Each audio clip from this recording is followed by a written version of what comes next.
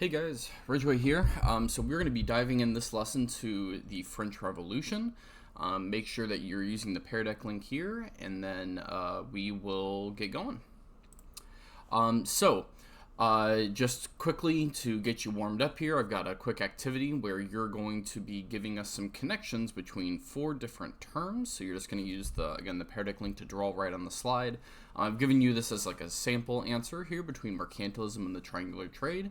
So just as, again, my connection that I came up with was that mercantilism was the philosophy that kind of anchored the two.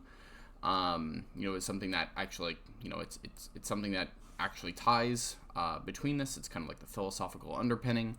And then your job then is to draw what then the connections would be between these other terms on the block lines as well. So once you've done that, you can then join along with me and us getting into the French Revolution. So what we're going to try to do here, very succinctly, is try to explain the causes and events of the French Revolution, and then also what causes the rise and the fall of Napoleon. Now, again, this is just for those who are new to this topic, just a very, very superficial introduction to it. The French Revolution deserves a lot more time than we can simply give it here, similar to what we did with the American Revolution. But it's a survey course, so here we go, right?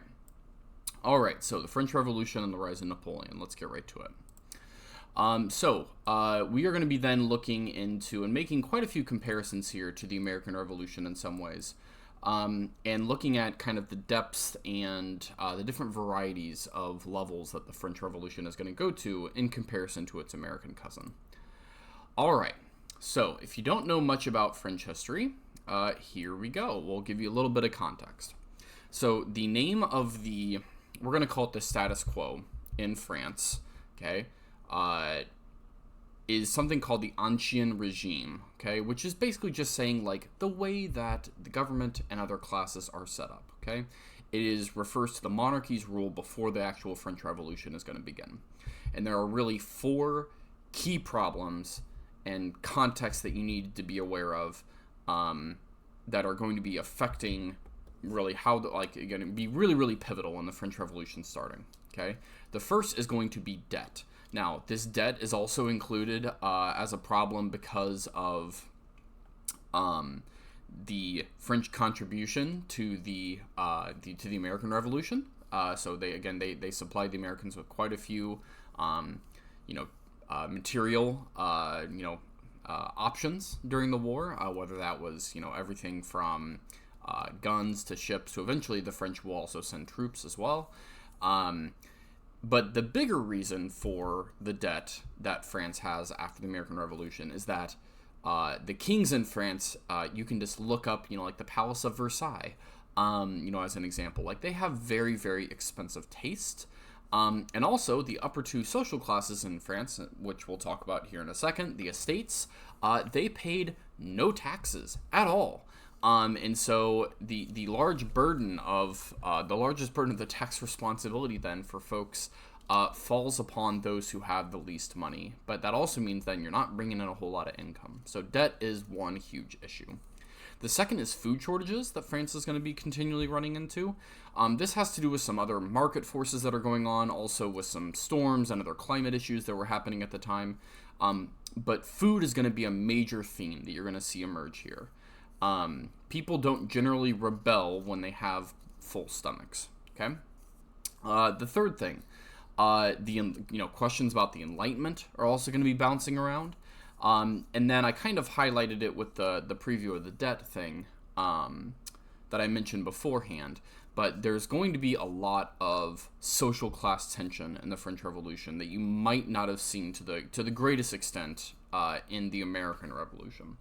So all these things are going to be really, really highlighted here in different ways as the French Revolution is going to move through its different phases. So let's just dive down deeper here a little bit into the particular causes of what is going on with the social class differences. So again, all that a class difference means is it is a difference in the social strata of society, right? And in France at this time, there are, broadly speaking, 3 estates, classes, that's what they're called, estates at that time, in France. Okay, the first estate is the nobility. The king would also be included here. Okay, second is the second estate, is the clergy. That's just a fancy word for members of the church. And then the third and the overwhelming majority of folks would be a part of the third estate, which is commoners. Okay, and the tensions between these, as you're going to see here, are going to be an extremely important cause as to why the French Revolution is going to get activated. Okay. So we're going to fast forward a little bit, a few years after the French Revolution, or after the American Revolution. And we're going to jump to 1789. And all of these different concerns that we just mentioned are swirling around. Again, debt, food shortages, class differences. And it becomes so extreme that the king at the time, okay, who is Louis XVI, is forced to call a meeting that has not happened in decades at this point. Okay, and that is something called the Estates General, or the Estates General. When that meeting occurs, okay, again, this is not something that is done very commonly. You have representatives of all the different estates meet. Okay, it is like a big legislative meeting, and they're basically brought there by the king. There are hundreds of representatives from each estate to sit down and to come up with some kind of a plan for how to address these particular thorny issues that are happening. And surprise, surprise, they can't come to an agreement. And this is because, again, you have the nobility and the clergy who don't want to give up power to the third estate. The third estate is like, guys, come on, pay your taxes, or pay taxes of any kind, please, just, throw us a bone, right? And basically what is going to happen is that at a point in the meeting of the Estates General, in terms of the broad strokes of what is going on here, is that the third estate is going to, they all take a break. The third estate walks out during this break, and then actually King Louis XVI just locks them out of the meeting, physically locks the doors and does not let them back in. And from that point on, the members of the third estate head over to a nearby indoor tennis court. Tennis was played inside at this time, and yes, tennis did really exist back at this point, and that's what happens. Now, to help you kind of get a sense again of what has just happened from all this point, because again, I know that the French Revolution is a lot to digest. I have a link over here that you can click for John Green to help you translate the story so far. Okay. All right. So please click this icon, watch it, and then you can jump back to me. All right. So what happens at this tennis court? The third estate is going to very famously swear something called the tennis court oath. And there's a lot in the tennis court oath that we just don't have time to get in here today. What I want you to focus on is it basically just says that the tennis court oath says that we are now a national assembly. That they come up with this new national assembly, and that we are not going to stop until a constitution is made. Okay? So in terms of broad, how revolutionary is this? It's really not that revolutionary per se. King Louis XVI, according to this, this oath that is on there, is still allowed to be king. It's just they are trying to take some kind of progressive step forward that, that they're simply not going to stop until there's a constitution made and there are actual steps that are made to address some of these long-standing issues. Okay. Now, while this is all going on, okay, it's not like any of these particular underlying issues have been solved at this point, right? The debt is still there. There's still, food concerns, class differences. And in the meanwhile, all this is happening, okay, and just again, to make a very long story short, is that there are food riots, in Paris happening. And King Louis XVI, he sends in troops to quell those riots, okay? Now, the third estate, okay, from this happening, sees kind of misguidedly in a way that these troops putting down food riots is the king actually trying to put down the efforts that they have been making with the National Assembly and others. Okay, and again, it kind of gets with a lot of revolutionary movements, right? It's the action of one actor often gets extrapolated to become larger than what it is solely representative of, right? The third estate then goes and raids the Bastille. Okay, and this is July 14th. If you want to, like, what is the Bastille? It's this prison and armory that is in France. It's actually no longer there. It's now just like a big, like, open area, but you can kind of see, like, the bricks where they are on the ground. But this day kind of becomes like a July 4th, but with, like, more violence kind of accompanied, next to it. And it's known as Bastille Day. Okay, so think of it kind of like a 9/11 combined with like a July 4th combined with a Memorial Day. It's got a lot of different kind of holiday feeling kind of wrapped up in it. Okay, it's still celebrated in France today, by the way. So what happens? Okay, so again, we are now in still in phase 1 of the revolution here. Okay, is that this is really when things become much more, they really just skyrocket and snowball out of control compared to what had occurred even beforehand.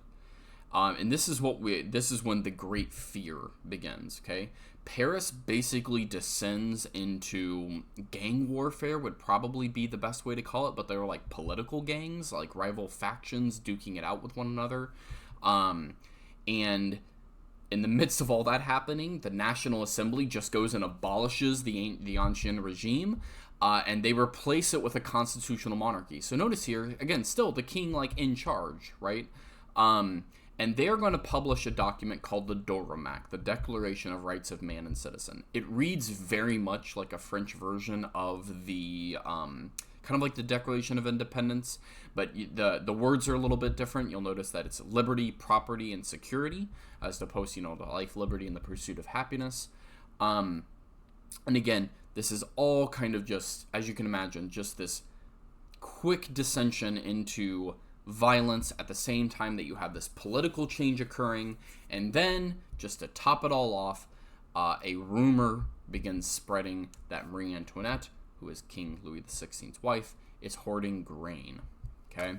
And that is where then we are going to have you again pause, click over here to watch a video from John Green, and then you can pick it up back with me again. Okay? So, riots happen, right? Marie Antoinette and King Louis XVI, they are thrown in jail, and they are not allowed to leave France. They actually do attempt to escape, but that is when then we get phase 2 that begins. Okay? The National Assembly, that new government that had just been formed, gets overthrown itself. And that is by groups that were even more radical. John Green talked about them. The ones primarily that we're going to focus on here are the Jacobins, although there are others. Okay? And they set up a new government. And this government is called the Committee of Public Safety, which, as John Green very astutely summarizes, was not concerned at all about promoting public safety. And basically what they do is they go around this Committee of Public Safety and they hunt down people who aren't radical enough. Anybody who would resist the revolution not being revolutionary enough. And they execute them via a fun new device called the guillotine. Now today, besides the guillotine having a lovely place in horror movies, the guillotine, it was actually thought of as being a very polite and painless and very moral way of executing someone. But they're very, very good at it, the Jacobins and the Committee of Public Safety. They kill over 16,000 people in what is called the Reign of Terror. Marie Antoinette and King Louis XVI are both beheaded at the start of this. And again, this is just, this Reign of Terror really is the second and newest and even more radical phase that the revolution is going to go through. Okay? And then that's going to then bring us to phase 3. So, the Reign of Terror does eventually end. People realize, it comes to a point where people realize, oh God, the revolutionaries are too revolutionary, and the Jacobins themselves are actually executed for taking things too far.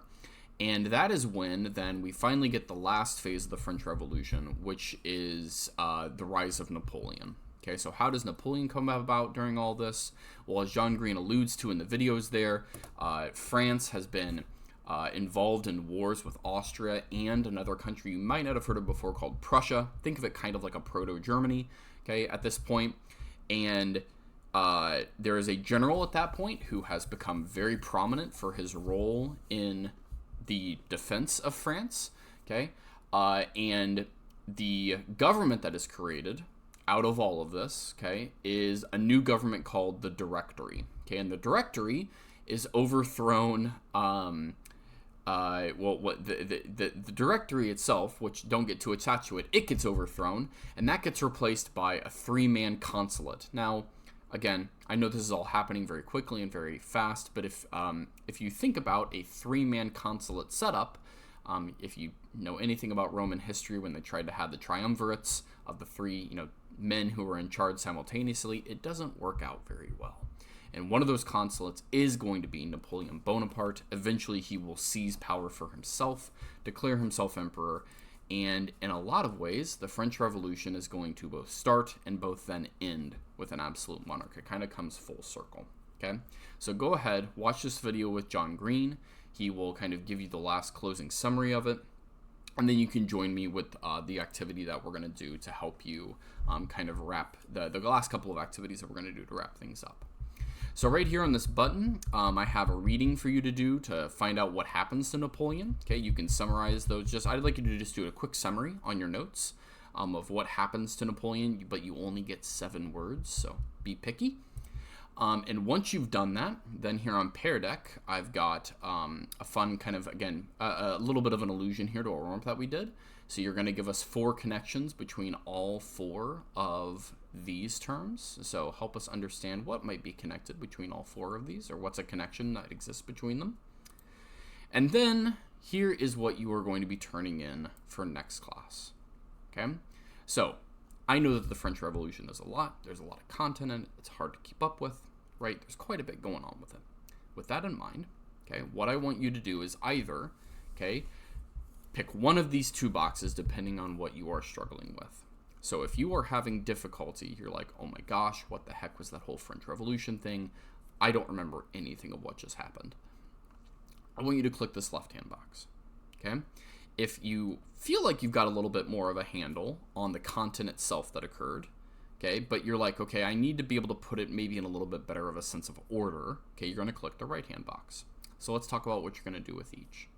So in the left-hand box, what you're going to be making, okay, is something called a vocab matrix, okay, and you're going to click here, and I will walk you through how to solve one, okay, and how to make one, and what you'll be turning in. So a vocab matrix is just a very, very fancy way of saying a puzzle, okay, so you're going to be making a vocab puzzle. So this is just a sample right here, and your goal with these puzzles, again, you're going to be making one of your own here in just a minute, is that you try to get the puzzle pieces to match up with one another on the different sides. So you can see here I have thwomp, meow, cat, oink, woof, elephant, pig, and dog. Okay, I am going to be rotating these pieces so that the borders match up with one another. That is my goal here. Okay, so dog goes with woof, pig goes with oink, right? And then I will rotate then meow to go with cat, and as we all know, the elephant goes thwomp. Okay, so we have this puzzle now solved. Okay, that is how you do that. So you're like, well, what does this have to do with history? How does this help me? Well, you are going to be then making your own using terms from the French Revolution. So over here, 2 is the most basic one. Okay, just a 9-panel, one. And you're then anywhere where 2 border pieces touch, you're going to be putting a vocab term. So like your vocab term would go here, and then your definition would go here, right? And so you're going to do that then for every place where 2 puzzle pieces touch. You can even add distractors here on the outside that don't have a match, okay? And I've also left you instructions over here if you want to make a digital version of this puzzle for yourself. You can't turn it in, but if you wanted to make a digital one, that's one way to do it. Anyways, yeah, you just fill out the template, right? We do this, and then you're just going to go to File and then Print, okay, when you're done. And yeah, the print button is down below my face here, but you just hit print and you can print it off, right? And, turn it in. The key here and why this matters and what we're trying to accomplish is that, well, you take this puzzle, right? You print it off, You cut it up with scissors, just on the border, on the border lines, and then it becomes a game where you mess all the pieces up, you try to match them back together. It becomes a really, really good strategy for trying to, practice and recall some of these unfamiliar terms and people and other things that you might not know. Now, how do you decide what goes on here? Write the terms that you don't know. Don't put stuff on here that you already know. That is a waste of your time, right? Make it challenging. Make it something that's actually going to benefit you from making this process. And then when, for class, what you're going to exactly turn in is pretty straightforward. You're just going to take this, thing right here. You're going to print it off. You can also just make it on paper if you want to handwrite it. That would also be fine. You're going to cut it up. You're going to put it in a Ziploc baggie, put your name on it, and turn it into me. Pretty straightforward, right? But these also come in all shapes and sizes. You can pick any of these. It's totally up to you. Just giving you some different ideas here. So that's one option. And then the other option is again, I've given you here terms that you might think about as an example. But if you said, okay, I'm good on the terms, I know what they all mean, but I'm having trouble putting them in order. Kind of what generally happens in the French Revolution, then what you're going to do is you're going to take that same slide number 2 template thing, or again, fold a piece of paper into thirds, so you get 9 boxes. And then on the front, you're going to go, the order of events in, 1, 2, 3, 4, 5, 6, 7, 8, 9. And then you flip it over, and you put the numbers 3, 2, 1, 6, 5, 4, 9, 8, 7 on the back. You cut them out, you mix them up, and then you try to put them in order. If you think you've got the right order, then you flip them over. If it's 1 all the way through 9, congrats, you've done it correctly. Awesome. You've practiced putting them in order, right? How you turn it in, exact same way. Cut them up, put them in a Ziploc bag, put your name on it, you give it to me. Okay, pretty straightforward. So that is exactly what you need to turn in from this lesson. And I hope this has been a helpful walkthrough, and I will see you guys for our next lesson. All right, see you later.